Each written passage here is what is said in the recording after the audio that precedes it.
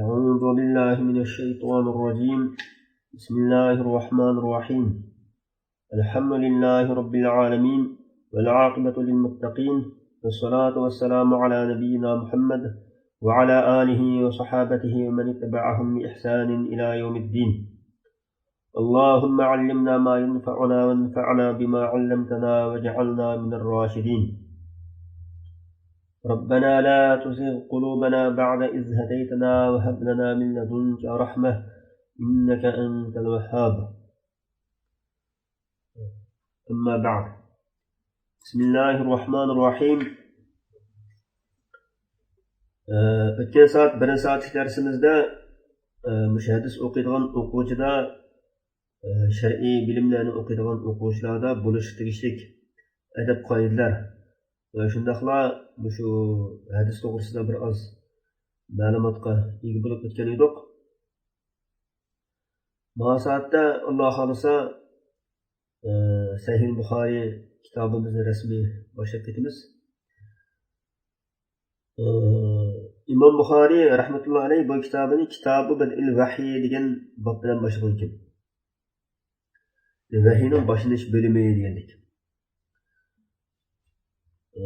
Vahiy degan nima degan haqda bir oz tushunchaga ega bo'lib o'tishimizga to'g'ri keldi. Vahiy degan nima deganda bu yozish, ishorat qilish, ko'ngil silish, elchilik va fikrlash orqali boshqalarga yo'llagan har qanday narsa degan ma'noda. Degan ma'noda bo'lib, surat bilan, tezlik bilan maxfiy uqtirishni ko'rsatadi deydi. Bu vahiyninki lug'at ma'nosi. Vahiyning shar'iy islohdagi ma'nosi qanday degan chog'da Alloh taoloning payg'ambarlaridan birasiga shar'iy hukm va shunga o'xshagan bir uqtirishni vositalik yoki vositasiz bildirishdan iborat. Demak, vahiy rububiyat olamidagini farishtalar orqali biror nabiy yoki rasulga, ya'ni biror payg'ambarga, insonlarga yetkazish uchun yo'tkashni ko'rsatadi. Vahiy din va payg'ambarlar uchun intayin muhim, bu asosli ish bo'lib, uningsiz payg'ambarlik bo'lmaydi. Shuningdek, vahiyga iymon keltirishmi Alloh nozil qilgan jami kitoblar va sahiflarga iymon keltirishdan birga bog'lanishlikka bo'lganligi uchun har bir musulmonga vojibdir. Demak, vahiyga iymon keltirish bu vojib. İman bilan munosabat kishilar. Alloh taolo Qur'oni Karimda vahiyning 3 turiga ishorat qilib bunday degan. Estaizu billah. فَمَا كَانَ لِبَشَرٍ أَن يُكَلِّمَهُ اللَّهُ إِلَّا وَحْيًا أَوْ مِنْ وَرَاءِ حِجَابٍ. Yani Sure Şura'nınki 51. ayetida Allah her qanday odamga faqat vahiy orqali yoki parda orqasidan yoki bir payg'ambarni avatib o'z izni bilan uningga xohlagan vahiyni qilish orqali so'z qilgan. Allah haqiqatan maxluqlarning sifatlaridan ustundir, hikmat bilan ish qiluvchidir. Bu oyatda vahiyninki 3 turga ishorat qildi Alloh taolo. Birinchisi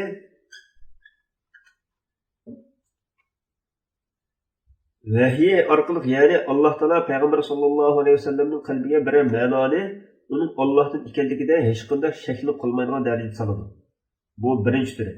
Ikkinchi turi parda orqasidan, ya'ni bevosita so'zlash orqali vahiy qiladi, bildiradi. Uchinchi turi Jibril alayhisolamning payg'ambarga kelib yetkazishi. Jibril alayhisolam bevosita payg'ambar alayhisolam yanına kelib Alloh taoloninki maqsadlarini yetkazadi.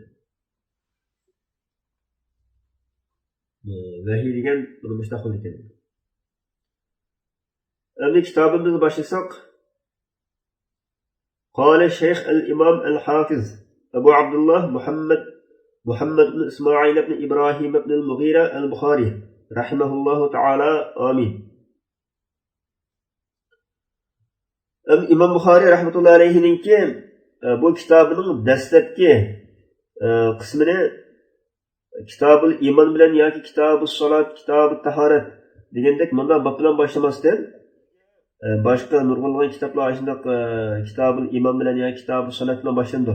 Masalan, fiqh kitoblar Kitabus salat bilan boshlandi.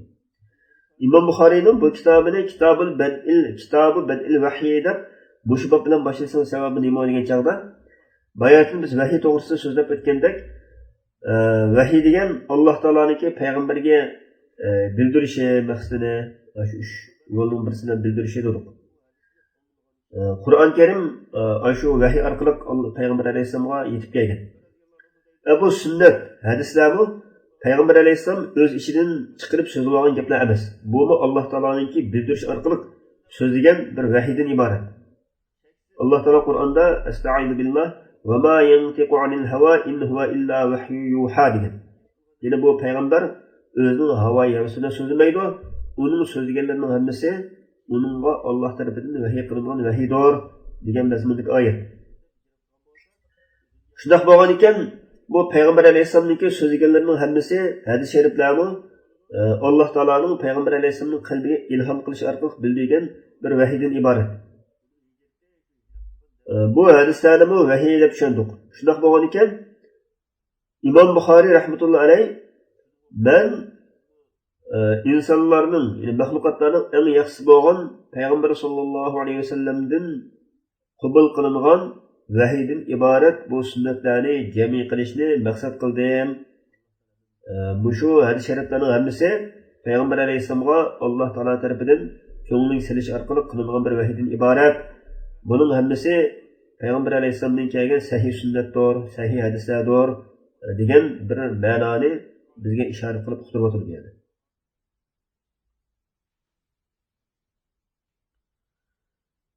Bu bobdagi birinchi hadisda İmam Buxoriy innamal a'malu binniyat degan hadisdan boshladi. Ya'ni haqiqatan amallar niyatlarga bog'liqdir. Har qanday amal niyatga bog'liq, ixlos qilishga bog'liq. To'g'ri niyat bilan boshlangan chog'da shu amalga ixlos qilgan chog'da Alloh taolaning dargohida qabul bo'lgan amal bo'ladi demoqchi. Biz birinchi soat darsida so'zlab o'tgandek, shu hadis sharif o'qiydiganlarda, umuman shu shar'iy bilimlarni o'qigan o'quvchilarda cho'qim ixlos bo'lish kerak degandik. İmam Buxoriy rahmatullohi alayhi shu nuqtaga ishorat qilib, menmi niyatimni durust qilib Alloh rizoligi uchun bu amalni boshladim. Sizlarmi niyatinglarni durust qilib Alloh rizoligi uchun xolis ixlos qilgan holatda bu kitobni o'qinglar, shu hadis shariflarni o'qinglar degan bir ma'noni bizga uqtirib o'tirdi yani. Xo'sh, endi shayx imom al-Hafiz Abu Abdullah Muhammad ibn Ismoil ibn İbrahim ibn al-Mughira al-Buxoriy rahmatullohi alayh buni degan.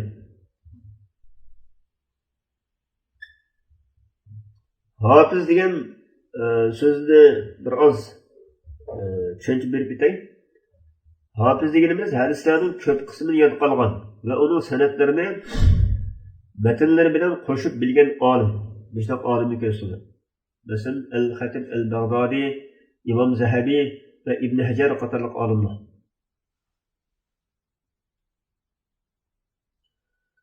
Birinchi bob. Kayfa kana bad'ul vahyi ila Rasulilloh sallallohu alayhi vasallam. Rasululloh sallallohu alayhi vasallamga vahiyning boshlanishi qandoq bo'lgan edi degan naqdki bor. Va Alloh taoloning buni so'zi haqida. Estaizu billah inna awhayna ilayka kama awhayna ila Nuh wan nabiyyin min ba'di. Alloh taolo Muhammad alayhisalom deyotdi, haqiqatan biz Nuh alayhisalomga va Nuh alayhisalomning keyingi payg'ambarlarga vahiy qilganimizdek sanamı vahiy qildik. Endi shu birinchi bobdagi keltirilgan oyat va uning ostidagi hadislarning hammasi shu vahiy munosabatli hadislar. Birinchi hadisda haddathna al-Humaydi Abdullah ibn Zubayr qala haddathna Sufyan qala haddathna Yahya ibn Sa'id al-Ansari qala أخبرني محمد بن إبراهيم التيمي أنه سمع علقمة بن وقاص الليثي يقول سمعت عمر بن الخطاب رضي الله عنه على المنبر قال سمعت رسول الله صلى الله عليه وسلم يقول إنما الأعمال بالنيات وإنما لكل امرئ ما نوى فمن كانت هجرته إلى دنيا يصيبها أو إلى امرأة ينكحها فهجرته إلى ما هاجر إليه. Bizga Humaydi Abdullah ibn Zubayr so'zlab berib dediki, bizga Sufyon so'zlab berib dediki, bizga Yahya ibn Sa'id al-Ansari so'zlab berib dediki, bana Muhammad ibn İbrahim at-Taymi xabar berdiki, u Alqama ibn Vaqqos al-Laysiyning mundoq deganligini anglagan. Ben Umar ibn Xattob radhiyallohu anhuning munbarning ustida turib mundoq deganligini anglagan edim. Yine Umar radhiyallohu anhudan bu hadisni anglagan kishi Alqama ibn Vaqqos. Umar radhiyallohu anhu deydi, ben Rasululloh sallallohu alayhi vasallamning mundoq deganligini anglagan edim. İnnama, yine hakikaten şeksiz ameller niyetlerge bağlıqdır. Hakikaten her bir adam için bir niyet kılgan narsa buludu.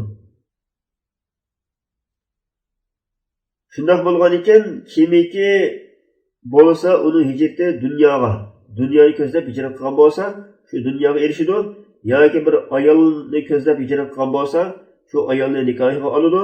Demek onun hicreti u hicret kılgan narsigidir. Onun hicreti şu hicret kılgan narsa qarta buludu demekçi.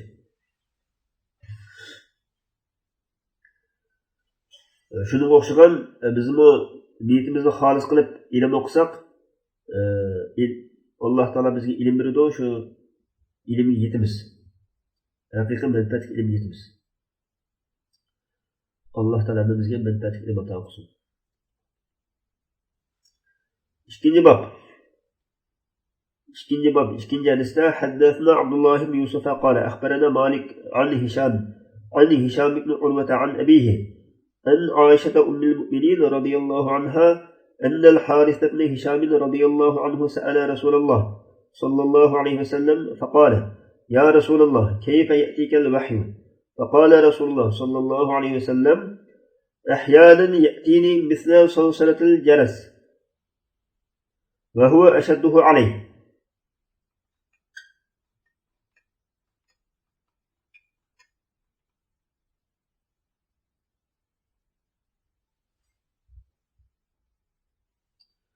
فيفسم عني وقد وعيت عنه ما قاله وأحيانا يتمثل لي الملك رجلا فيكلمني فأعي ما يقول.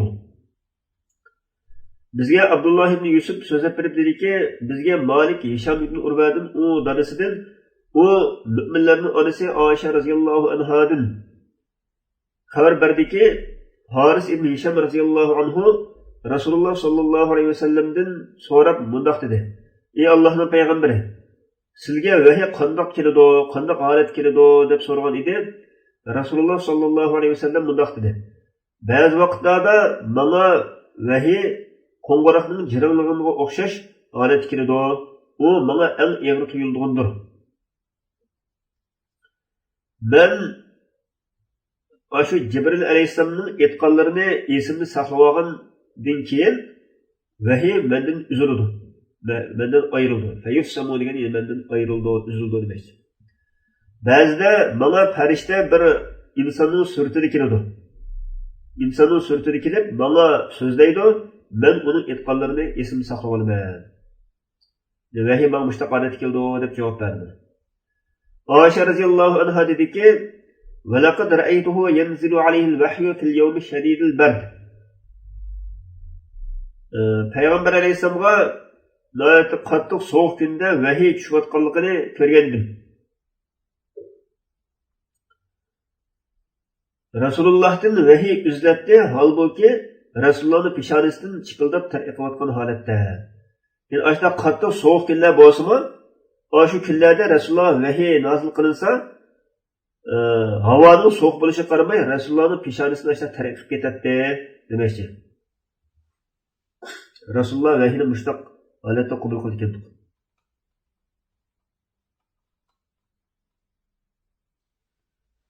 Xo'sh, endi 3-bab.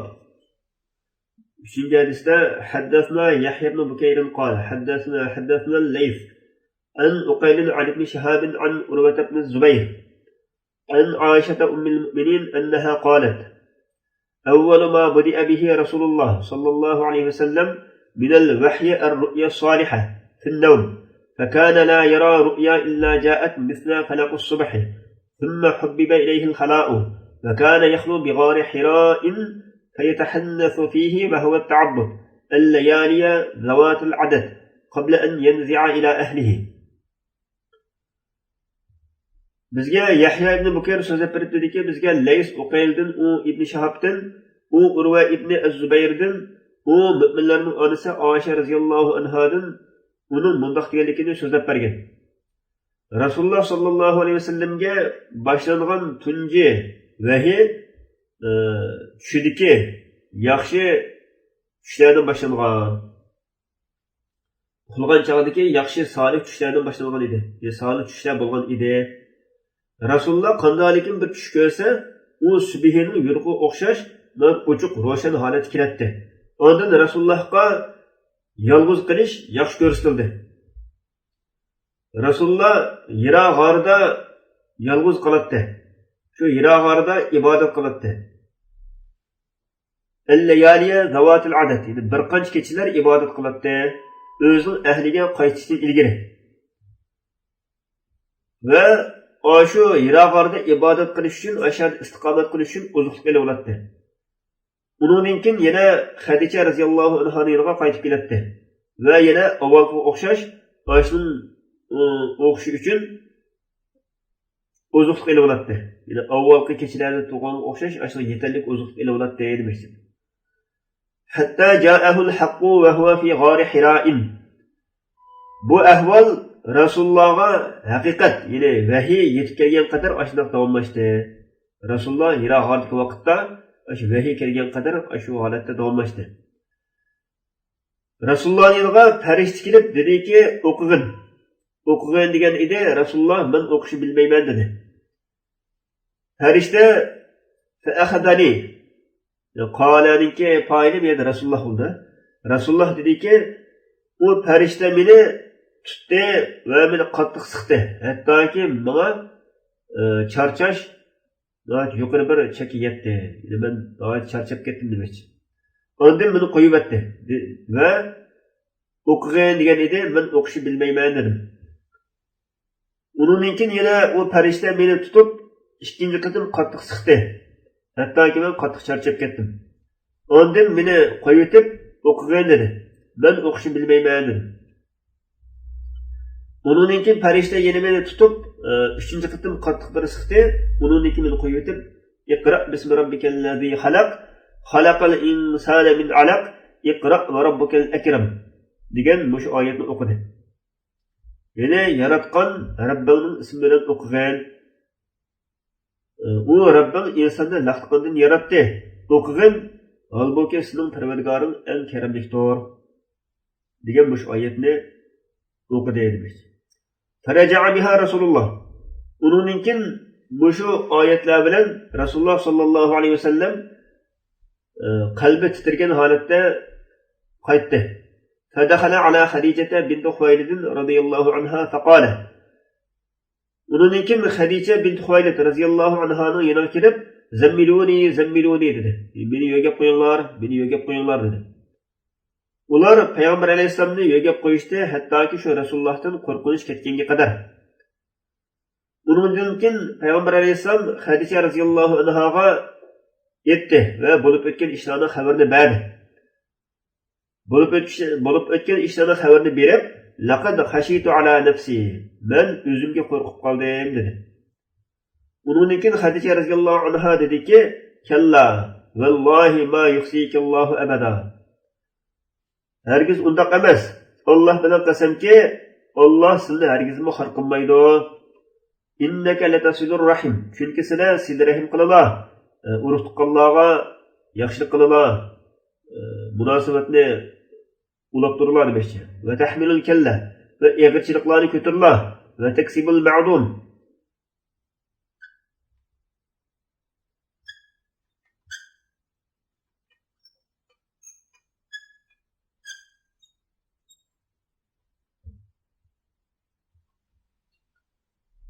Aciz bicharalarga yordam qilinglar, yo'qsillarning holidan xabar olinglar, mehmonlarni yaxshi kutib olinglar, beshar kunchikinlarga yordam qilinglar dedi.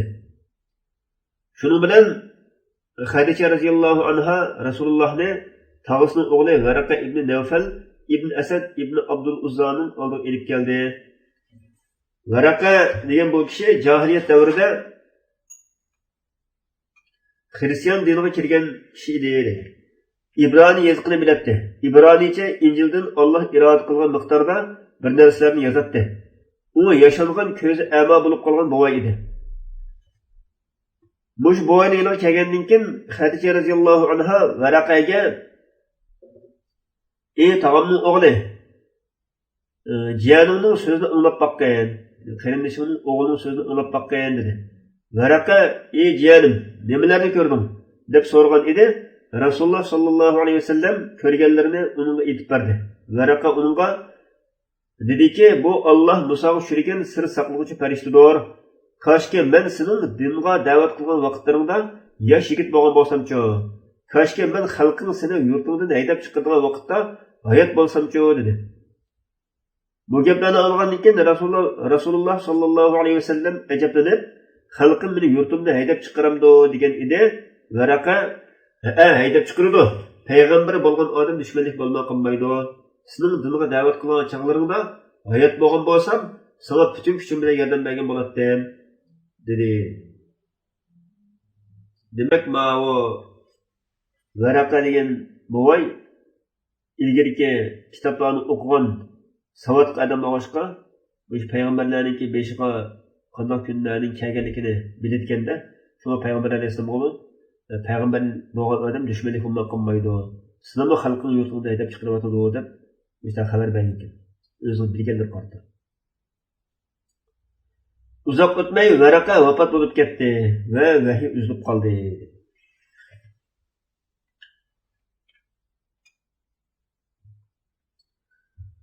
Endi 4-hadis. قال ابن شهاب وأخبرني أبو سلمة بن عبد الرحمن أن جابر بن عبد الله الأنصاري فقال وهو يحدث عن فترة الوحي فقال في حديثه بين أنا أمشي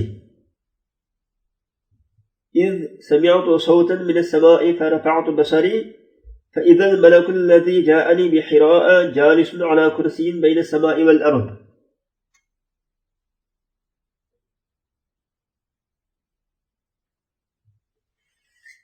İbn Şahab mundaq dedi. Bana Ebu Seleme İbn Abdurrahman xabar berdiki, Cabir ibn Abdullah el-Ensari mundaq degan. U vahiyning uzib qilish haqida so'zlab berib mundaq degan edi. U o'zining hadisida mundaq degan. Bayna ana amshi. Yani boshlab Rasulullohning so'zi. Men yo'lda minib ketib o'tirdim. Bayna degan bu zarb endi. Bayna ana amshi iz sami'tu sawtan min as-sama' degan. Men ketib o'tirdim, tuyuqsiz osmondan bir ovozni anglab qoldim. Ben bir kuni yo'lda ketib o'tib, tuyuqsiz osmondan bir ovozni angladim demiş. Shuning bilan beshimni ko'tarib qarasam, menga yiroq vaqtimda kelgan farishta osmon bilan zaminning orasidagi bir maqomda o'tiribdi. Bir taxtda o'tiribdi demiş. Undan qo'rqib ketdim. Şunu bilen Allah Teala şunu bilen qaytib ketib, beni yögep qo'yinglar dedim.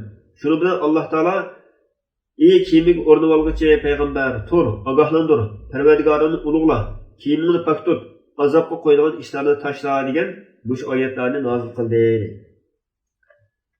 Ya ayyuhal muddaththir qum fa'anzir degan oyat.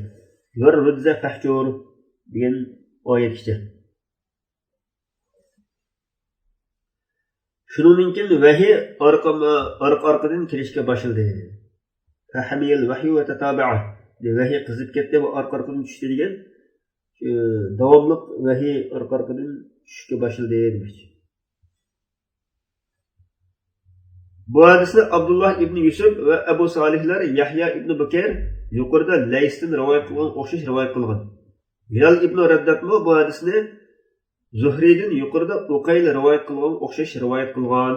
Yunus bilan Ma'mar Bawadiruhu deb rivoyat qilgan edi. Tarjufu fuaduhu deganni o'rniga Bawadiruhu deb rivoyat qilgan ekan. Titrek besib ketdi demiş. Bawadiru degan badiratun ko'plik shakli.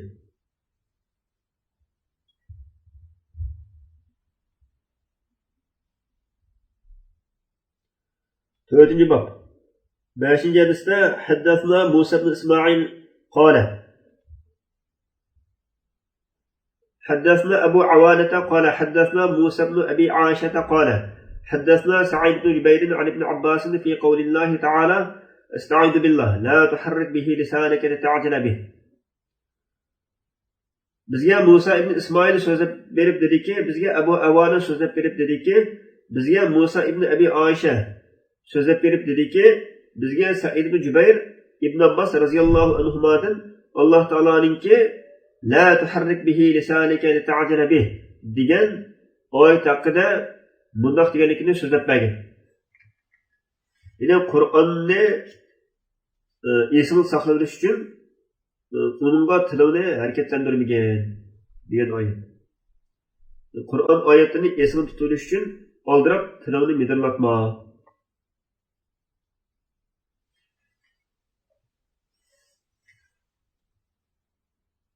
degan shu oyat haqida Ibn Abbas radhiyallohu anhu bundoq degan ekan. Kana Rasululloh sallallohu alayhi vasallam yu'aliju min at-tanzil shiddatan. Payg'ambar alayhisalom Rasululloh sallallohu alayhi vasallamga oyat tushgan chog'da asti qoldirilishga qattiq uringanlikdan intayin qiynalib ketgan bo'lib, ko'pincha oyat bilan tang qalbini midirtib ketadi deb tafsirlabdi. Ibn Abbas radhiyallohu anhu dediki, "Fa ana uharrikuhuma lakum kama kana Rasululloh sallallohu alayhi vasallam yuharrikuhuma." Xuddi Rasululloh sallallohu alayhi vasallam ikki qalbini midirlatgandek, men sizlarga ikki qalbimni midirtib beraman degan. Ibn Abbas radhiyallohu anhudan bu hadisni olgan Sa'id ibn Jubayr dediki, "Menmi Ibn Abbas radhiyallohu anhuning ikki qalbini midirlatganligini ko'rganimdek, sizlarga ikki qalbini midirtib beraman degan. Faharraka shafatayhi. U ikki qalbini midirlatdi. Fa anzalallohu ta'ala. Bunun için Allah Teala bunu ayeti nazil kıldı. La tuharrik bihi lisanike lita'jala bih. İnne aleyna cem'ahu Kur'aneh. Ama fa anzalallahu ta'ala diye yerden başlayıp yine şu İbn Abbas radıyallahu anh'ınki gibi. Ondan Allah Teala bunu ayet nazil kıldı. Bunu Kur'an ayetlerini esinde tutuluş için aldırıp tınavını midirlatma, onu toplaş ve okup veriş bizden mesuliyetimizdir. Sure Kıyamet'ninki 16-17 ayetleri. İbn Abbas radıyallahu anhuma tefsirlep, yani onu ko'nglinga yerleştiriş ve onu okuyalışım demekçidir degan. فَإِذَا قَرَأْنَاهُ فَاتَّبِعْ قُرْآنَهُ. Şuna Kur'an'ı okup bergenimizde sen onun okunuşuna ergeçkin. Yani Kur'an'a kulak serip tınışıgın ve jim turgın demekçidir dedi. ثُمَّ إِنَّ عَلَيْنَا بَيَانَهُ. Ondan onu düşündürüp verişimi bizim mesuliyetimizdir. Yani ondan o Kur'an'ı okuşun bizim mesuliyetimizdir demekçi dedi.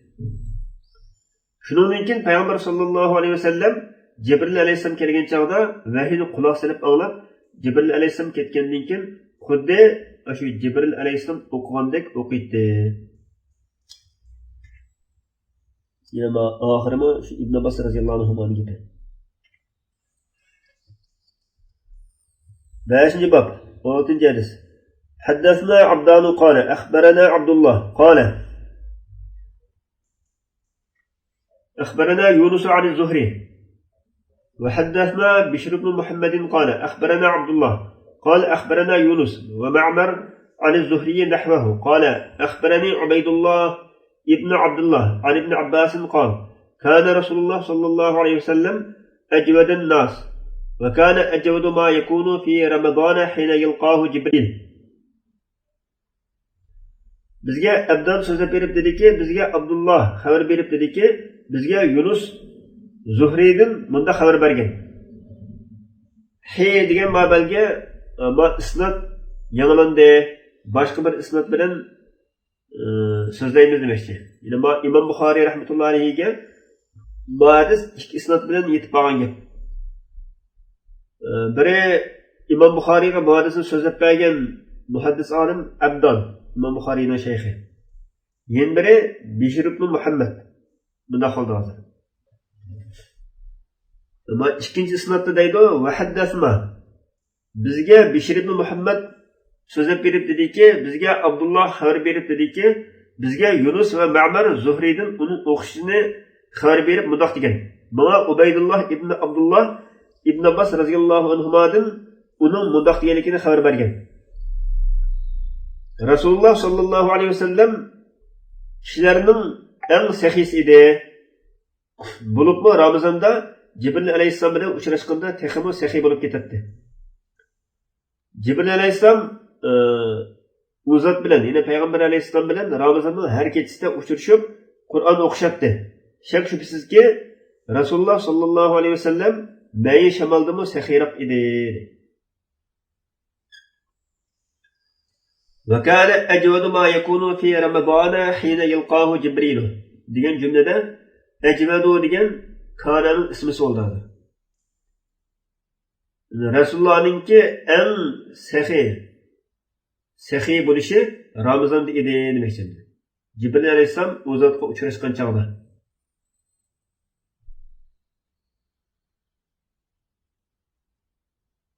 Ve Cibril Aleyhisselam Peygamber Aleyhisselam'a Ramazan'ın her kechasi uchrashib Qur'on o'qishatdi. Rasululloh bilan Qur'on o'qishatdi. Yudarisu degan darasa yudarisu degan fe'ldan chiqqan. Ya'ni o'zaro Qur'on o'qishatdi demoqchi. Rasululloh sallallohu alayhi vasallam bo'lsa boshqa chog'dagidan bekerak Ramazonda texnik sahifa o'qib ketadi. Rasululloh mayi shamoldinmi bekerak yaxshilikqa ashta saxiy edi. Yine bu vahiyga munosabatli şu vaqtdagi hadislar so'zlab o'tgan boshqa hadismi shu vahiyga munosabat ekandi. İmam Buxoriy rahmatullohi alayh shu babda shu bo'limda bu hadisni keltirgan. Bugungi darsimizni shu so'zlab turdi.